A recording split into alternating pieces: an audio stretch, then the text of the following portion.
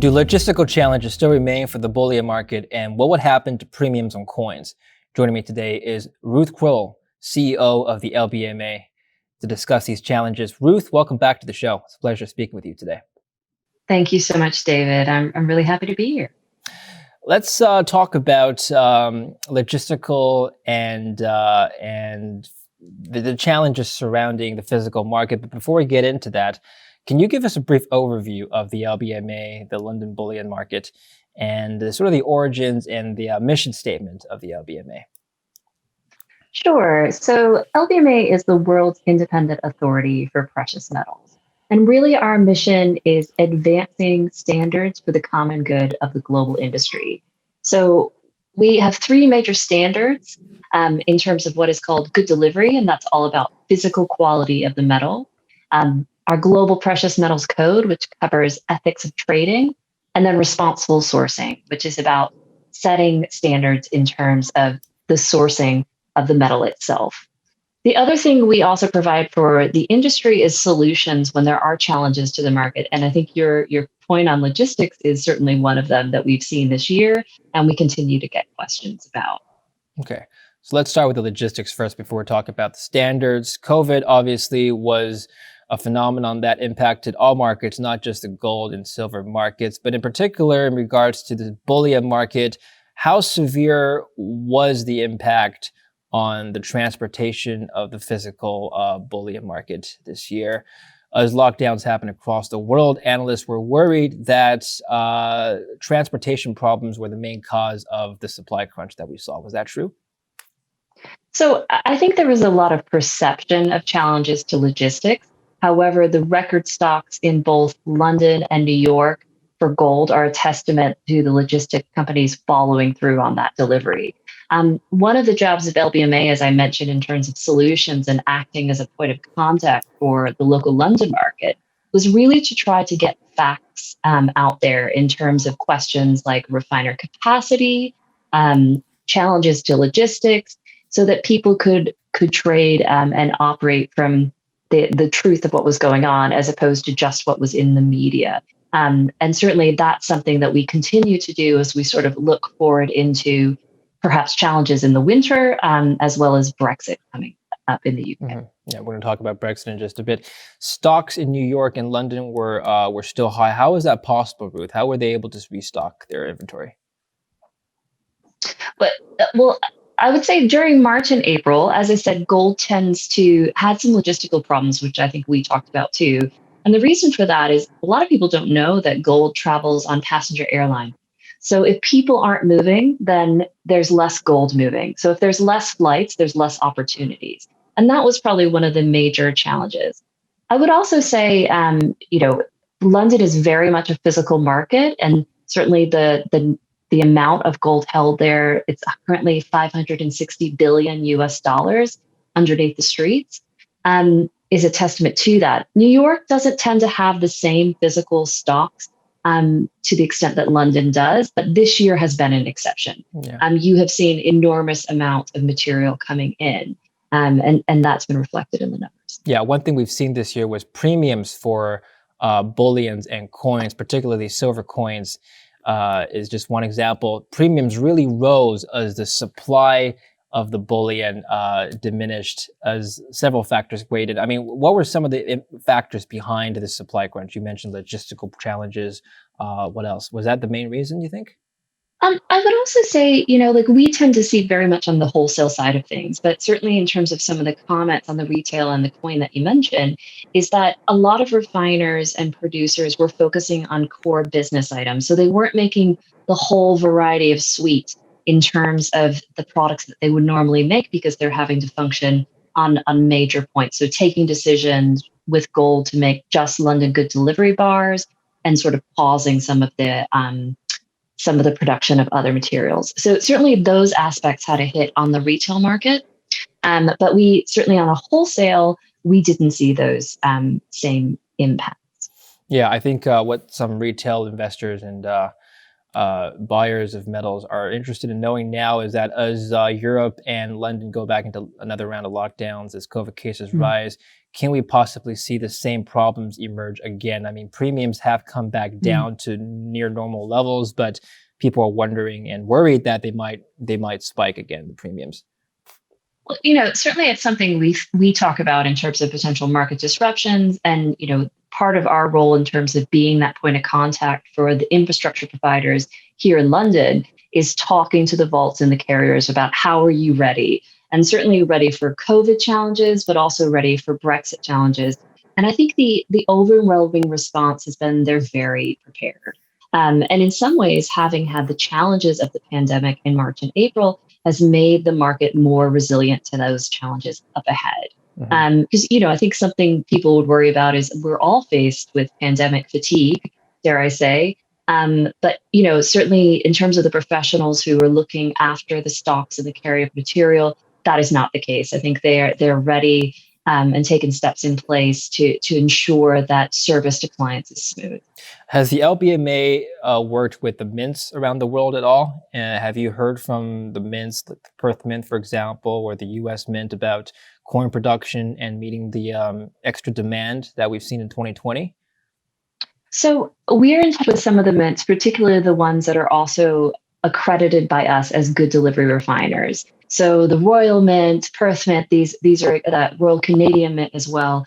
All of these are accredited by LBMA. So we're certainly in touch with them in terms of their supply to the wholesale.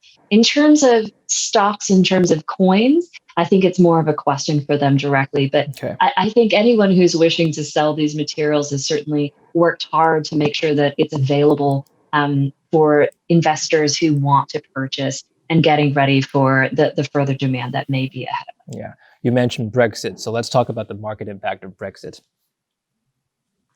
I think that in terms of Brexit, ultimately, as I said, the market has got a lot of resilience because of the challenges in March and April. So when we look at Brexit, ultimately, there'll be no change in UK law. So the smooth functioning of the wholesale market here will continue. There are some concerns people would raise about, well, what about the border in the cases of hard Brexit? Gold we expect to be prioritized because of its high value and the fact that it's coming in on passenger planes.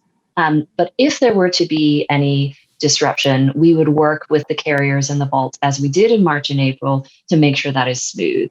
But again, that's not expected for gold. It could be more a case for silver because that's transported by freight in terms of coming across the border. It's really to set people's minds at ease that as it's been a long journey getting us to Brexit, that industry players have taken it very seriously in getting ready, not just in terms of the logistics providers, but also, let's say, some of our members who are banks and providing services to clients in Europe. Many of them have set up European entities in order to make sure that service is smooth. Well, I know so that it's sort of not a concern, as it were, but it's certainly something we want to make sure that people are confident that people have prepared adequately. Well, I know that some financial institutions are considering, if not already, in the works of moving their headquarters away from London in the wake of Brexit.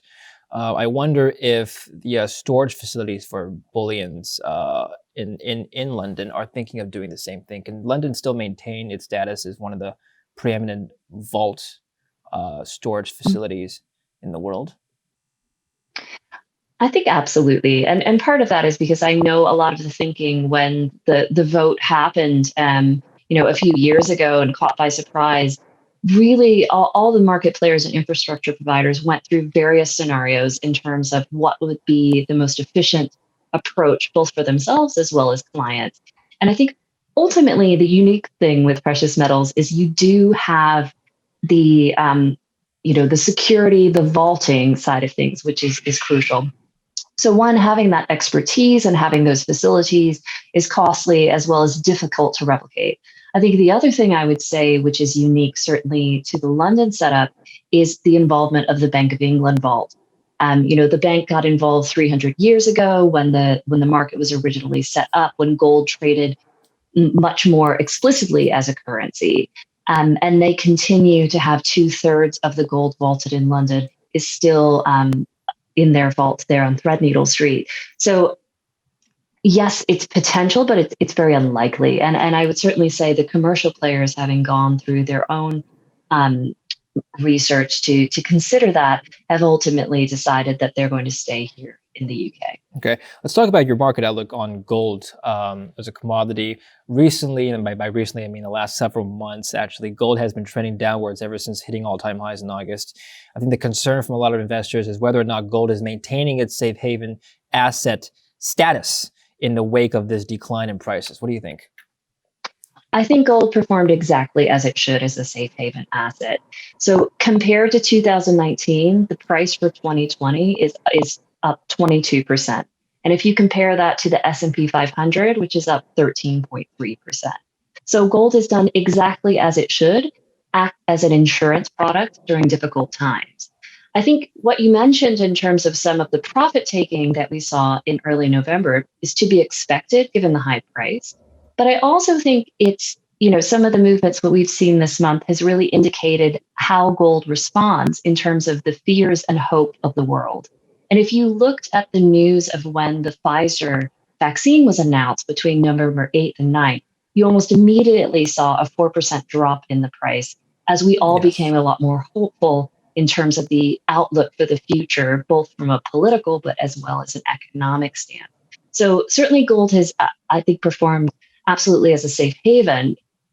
I would also, there's some points in terms of Asia, what's happening in Asia. I think in terms of 2020, we haven't seen the demand that we've had previously. Happy to report that analysts, in terms of who are based out there, are very bullish for 2021, Okay. and that you should see a return to Asia. Yeah, I'm curious as to how they've made that judgment. If you were to consider gold as an insurance play, as a safe haven asset, as you described it, and if you were to consider that, like you said, the vaccines in the works of being rolled out, and we see less risk going into Mhm. 2021, could you not expect more profit taking, Ruth?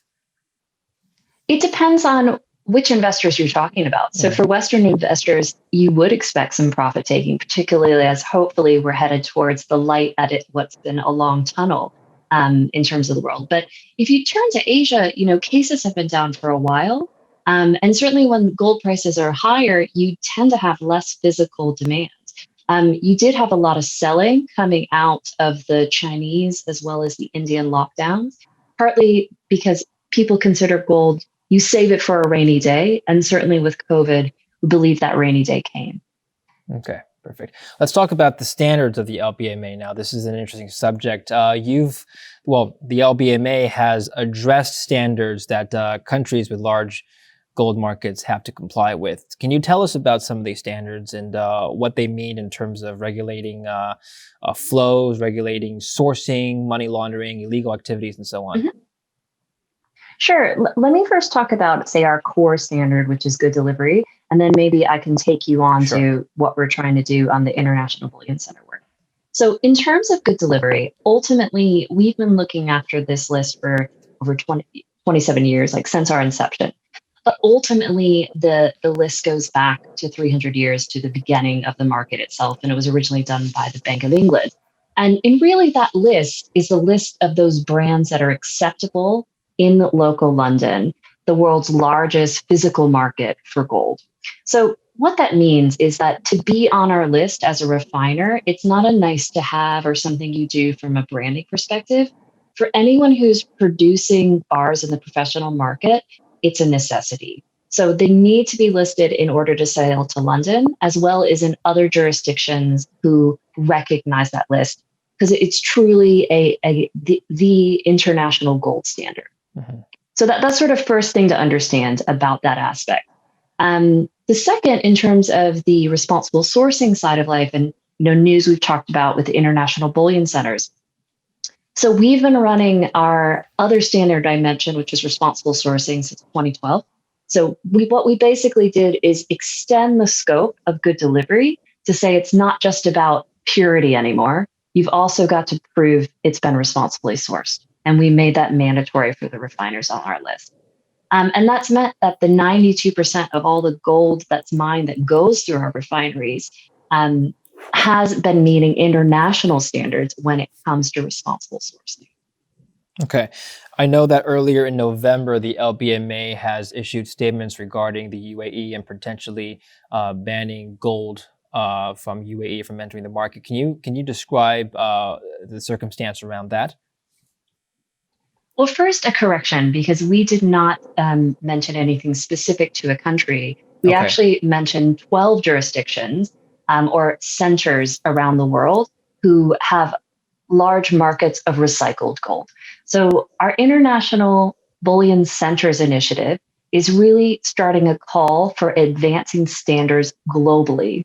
And our mission really is to work collaboratively and collectively to advance these standards for the common good of the global market.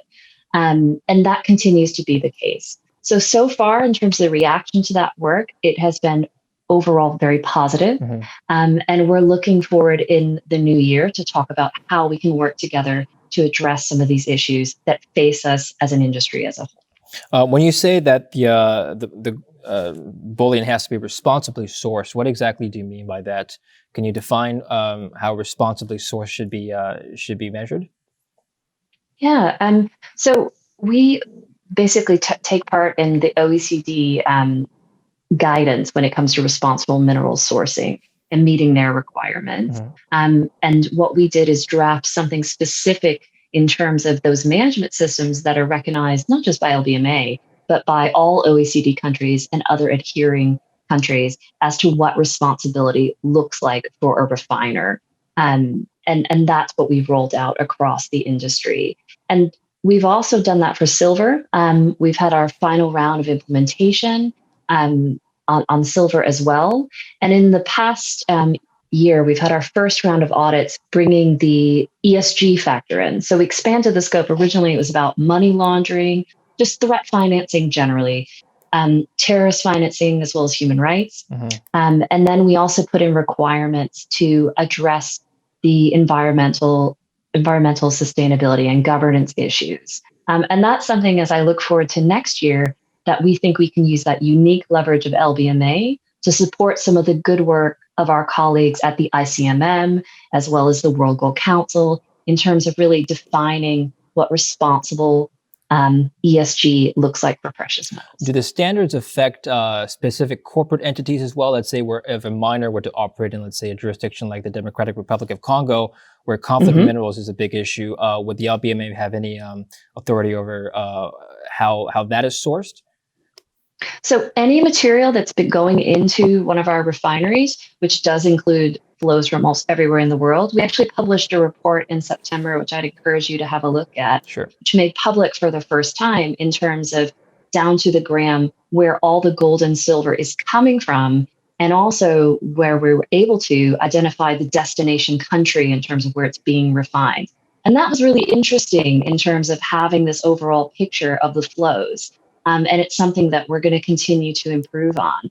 One of the things that came out of that was really looking at the percentages of what type of material, because we asked for the gold and silver, but we also ask it to be broken down on type of material. So whether it's large scale mined or recycled gold or artisanal small scale mining. And actually, 55% of all the gold that was being refined was recycled. We thought that was particularly important given some of the challenges on Mhm. responsible. Basically, I think investors would like to know if there are any particular jurisdictions or corporate entities that are close to being blacklisted so they can avoid them. Can you comment on that? So I think ultimately the message we want to get across is we're here for collaboration Sure. and continuous engagement. Obviously, if those diplomatic processes break down, Yeah. What then are the we do reserve consequences? the right to take action. Okay. But it's an ongoing process, which you can imagine we're not just liaising with industry, but also with governmental bodies around the world. So when we have more to report, we will. But we're really relying on those national authorities to make their public statements. I look forward to following up on those reports. Finally, ESG. Can you comment on the global ESG movement, how that affects the industry, how companies, corporate entities are complying, and the effects on the market? What I would say is, I think the challenge with ESG is to speak with a common voice on this. And like I mentioned, there's been really great steps forwards from ICMM and the World Gold Council. But we do, as you rightly point out, look beyond gold as well in terms of what's happening on PGMs, on the silver side. And I think what would be really valuable in the next year is looking where we can consolidate and coordinate some of these standards and audit processes so that certainly investors can understand what's a high credible standard, and how that's being applied as well as enforced when it comes to LBMA. Okay, perfect. Ruth, that was a fantastic talk. I appreciate you coming on the show today with your time. Thank you very much. Thank you. And thank you for watching Kitco News. I'm David Lin.